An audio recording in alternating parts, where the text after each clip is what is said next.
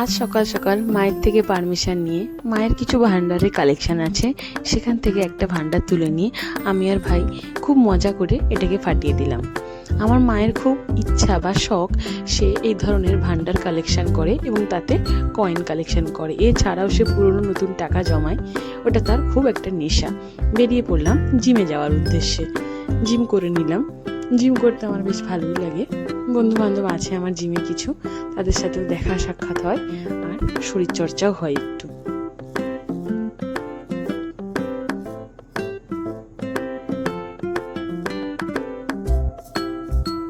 তারপর সন্ধেবেলায় বেরিয়ে পড়লাম একটা গাছ কিনতে। মা বলেছিল এই ভান্ডার থেকে কিছু টাকা নিয়ে একটা ভালো কিছু করতে। সো টাকাগুলো তো খরচ হয়ে যাবে, কিন্তু গাছটা আমার রয়ে যাবে। তাহলে মনে থাকবে যে ওই ভান্ডারের টাকা দিয়ে আমার এই বোগানভেলিটা নেওয়া। আর আমার ফুল গাছ খুব ভালো লাগে, স্পেশালি বোগানভেলি।